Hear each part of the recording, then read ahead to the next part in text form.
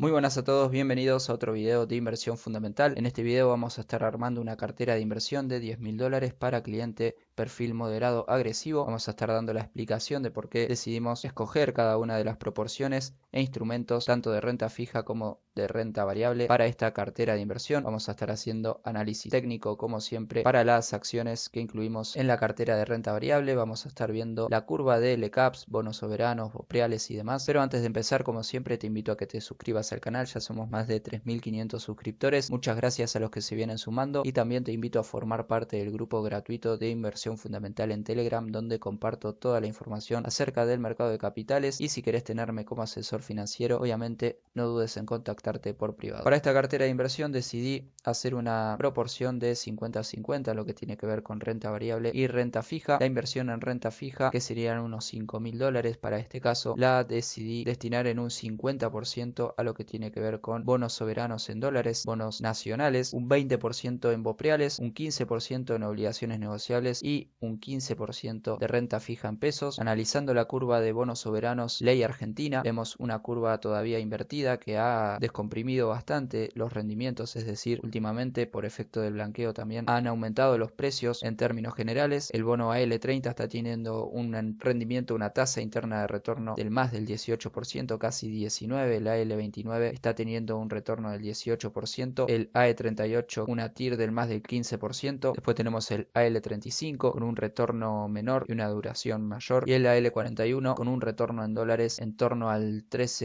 14%. Analizando la sensibilidad de los bonos frente a cambios en la tasa de interés y planteando un escenario para un perfil moderado, es decir, un escenario bastante probable desde mi punto de vista si se sigue normalizando y consolidando los buenos resultados fiscales y el upside en los precios de los bonos, una curva más normalizada donde los bonos con vencimientos más cortos bajen los rendimientos considerablemente, daría lugar a todavía upside en los precios de los bonos que para el AL30 y el escenario planteado de una tasa interna de retorno para el bono del 12,7% daría un upside en el precio desde el momento actual del 14%. El AL29 con una tasa interna de retorno del 12% daría un upside en el precio del 12%. Después tenemos la parte más larga de la curva con un poco más de sensibilidad. En el caso del AE38 sería el más sensible, teniendo un retorno del 11,5%, el upside en el precio sería del 21%. En el caso del AL35, una tasa interna de retorno del 11,5% daría un upside desde el precio actual del 18,7%. Y el AL41 con una tasa interna de retorno del 11,8% daría un rendimiento o un upside en el precio del 14%. Planteamos este escenario como altamente probable para este perfil moderado sin ser demasiado exigentes, mejor dicho, ya que la tasa interna de retorno, los rendimientos, la tasa de interés podría bajar inclusive más, dando lugar a upside más pronunciados, pero desde mi punto de vista este es un escenario probable si tenemos en cuenta el rendimiento de bonos de países vecinos de la región, como por ejemplo Brasil, un país bastante similar a la Argentina. Desde mi punto de vista podríamos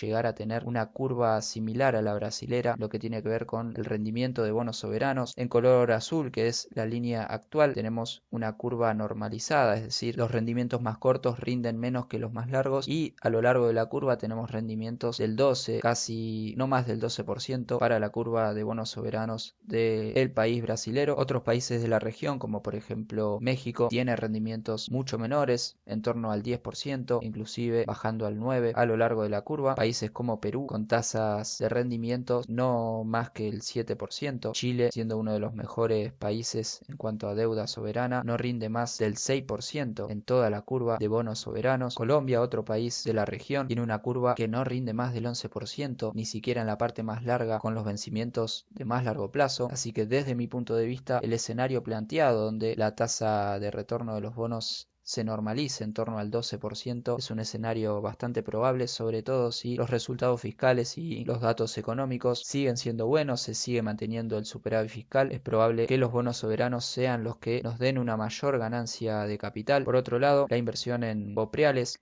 es la que más ha aumentado de precio y la que más ha descomprimido tasas de retorno, que han sido superiores al 20%, y actualmente el bono que mayor rinde del Banco Central es el BPO D7 con una tasa interna de retorno superior al 12%. Es por eso que la elegí actualmente. Tenemos una curva también invertida, pero que ha descomprimido bastante. No veo mucha posibilidad de inversión en los bopreales. Desde mi punto de vista sería hasta muy razonable para aquellos inversores que ya venían invertidos en bonos del Banco Central ir rotando parte de esa inversión a bonos soberanos. Algo similar veo en la curva de rendimientos de obligaciones negociables, donde los rendimientos no superan en tasa interna de retorno al 8%, ni siquiera en la parte más larga de la curva. Hoy, si me tuviese que posicionar en obligaciones negociables, sería en la parte más larga, buscando mayores rendimientos, ya que la parte más corta de la curva tiene rendimientos que van del 2 al 4% aproximadamente, y no veo muy atractivo este tipo de inversión, sobre todo teniendo en cuenta que, por ejemplo, brokers como Invertir Online tienen cuenta remunerada en dólares del 2% anual, y una obligación negociable te está rindiendo una tasa interna de retorno del 3,65 con vencimiento prácticamente a un año, lo cual no veo razonable. Seguramente el flujo de capital que ingresó al mercado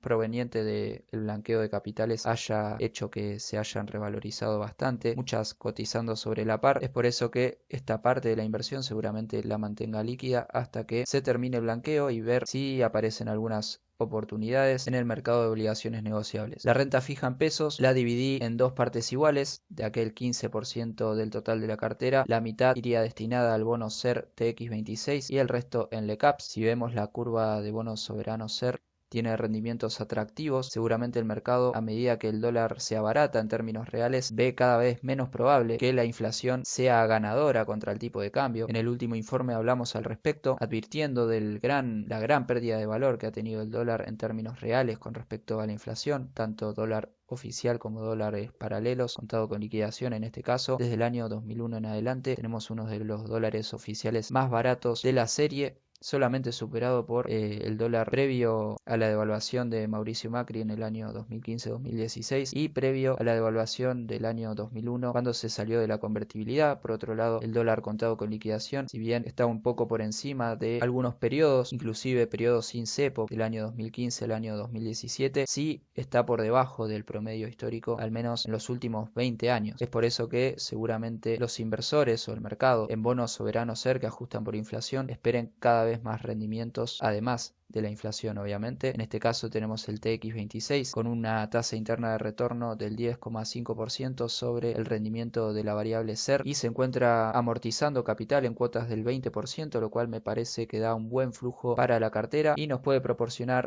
una protección contra la inflación y un rendimiento adicional. Y si el dólar se sigue manteniendo, podríamos tener ganancia en dólares debido al carry trade. En lo que tiene que ver con la curva de LECAPS, ahora vamos a estar viendo, ha descomprimido bastante, sobre todo la parte más larga de la curva, ha aumentado los precios luego de que se diera a conocer el dato de inflación por debajo del 4%. Los inversores que apuestan a que la inflación va a seguir descendiendo tratan de posicionarse y pactar una tasa de interés mayor a la que se espera en el futuro. La parte más larga de la curva está rindiendo entre 53 y 52% de TIR. Los rendimientos más atractivos los vemos en la parte media con vencimientos en la parte de marzo, febrero del año que viene. Probablemente hagamos una inversión en letras con vencimiento en marzo y también en la parte más larga de la curva, como para tener una parte en renta fija en pesos. Obviamente, si hubiese saltos en el tipo de cambio y la política monetaria actual se mantuviese, a medida que subiese el tipo de cambio en términos nominales, la desdolarización para pasarse a tasa de interés sería cada vez más atractiva. Hoy no lo veo mucho más atractivo, más que destinarle un 15% en este caso, dado que el tipo de cambio se ha abaratado muchísimo y que en términos nominales el dólar se viene manteniendo en términos nominales en los últimos meses e incluso ha bajado desde los 1.400, 1.500 pesos, dando lugar a que se produzcan buenas ganancias en dólares por posicionamientos a tasa de interés. Cada vez que ocurre esto hay cada vez más incentivos por los inversores que vendieron dólares, se posicionaron a tasa y que hoy a estos precios ya están teniendo ganancias considerables. En algún momento puedan volver a dolarizar. Creo que los que tienen pesos ya a esta altura van llegando tarde como para apostar al carry trade, sobre todo en el corto plazo. Por eso que la inversión en LECAPS la haría, pero posicionándome más en la parte más larga de la curva.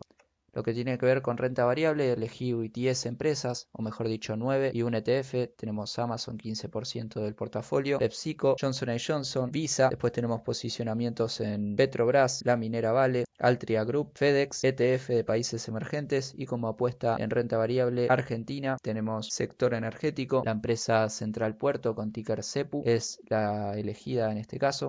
Después tenemos un breve resumen de cada una de las empresas que escogí por sector y si paga dividendos o no, y también el mercado o región en el que operan. Tenemos Amazon, sector tecnológico, logístico y demás, no paga dividendos, siendo una empresa con presencia internacional estadounidense. PepsiCo, sector de consumo básico, pagando dividendos de forma trimestral, también es multinacional. Johnson Johnson del sector salud, pagando dividendos de forma trimestral como para darle algo de flujo por pago de dividendos a la cartera. También con presencia internacional, Visa del sector tecnología financiera, pagando dividendos de forma trimestral con presencia internacional. Tenemos Petrobras como para tener apuestas un poco más arriesgadas con pago de dividendos trimestral con muy buenos rendimientos por dividendos. Ahora vamos a estar viendo en análisis técnico la situación de Petrobras, de la minera Vale, pagando dividendos también con muy buenos rendimientos. Altria Group del sector tabaco, también pagando dividendos, dándole así a la cartera flujo y también perspectiva de ganancia de capital por revalorización. FedEx también desde mi punto de vista bastante subvalorada. Ahora vamos a estar viendo la posición técnica del sector logística pagando dividendos de forma trimestral. Después tenemos ETF de países emergentes. Creo que la baja en la tasa de interés americana puede dar buena perspectiva a los mercados emergentes, proporcionando una ganancia de capital a la cartera. Este portafolio también paga dividendos. Y por último, Central Puerto del sector energético argentino. Arrancamos con la situación técnica de Amazon, que se encuentra cotizando a $189 aproximadamente en velas semanales de mediano plazo, teniendo un cruce de medias al alza. La última semana tuvo una buena reacción a nivel de soporte dinámico en la zona de $180 aproximadamente, si bien en el corto plazo se encuentra en zona de resistencia que hay que tener en cuenta. Creo que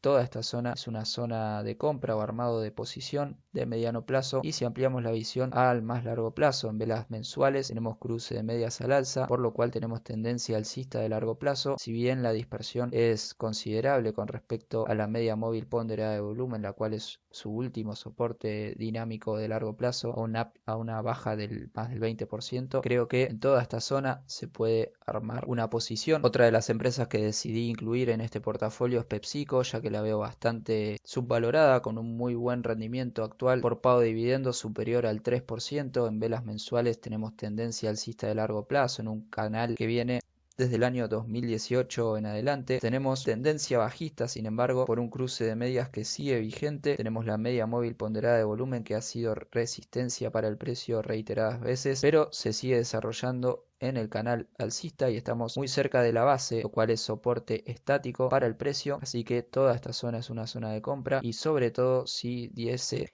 y consolidara el cruce de medias al alza en visión de largo plazo, eso ya nos estaría hablando de que puede continuar la tendencia alcista. Si vemos en velas semanales, tuvo una reacción con respecto a la media, y en velas diarias ya está dando un cruce de medias al alza, lo cual indica posibilidad de compra de corto, mediano y también de largo plazo desde mi punto de vista. Muy bueno desde lo fundamental, desde mi punto de vista subvalorada PepsiCo. Johnson Johnson se encuentra en una situación similar, venía en una tendencia alcista de largo plazo, lo estamos viendo en velas mensuales, muy similar a PepsiCo. Después entró en un canal bajista, rompió este canal de largo plazo y hoy está dando cruce de medias al alza, algo que no se había dado desde el año 2023. La media móvil ponderada de volumen fue resistencia para el precio reiteradas veces, al igual que esta línea de tendencia bajista, lo cual era resistencia estática para el precio. Hoy nos está demostrando predisposición alcista de largo plazo. Johnson Johnson en velas semanales tenemos cruce de medias al alza, zona de soporte por promedios móviles, y hay que estar atentos a lo que haga en velas diarias, ya que en caso de dar un cruce de medias al alza podría estarse consolidando una tendencia alcista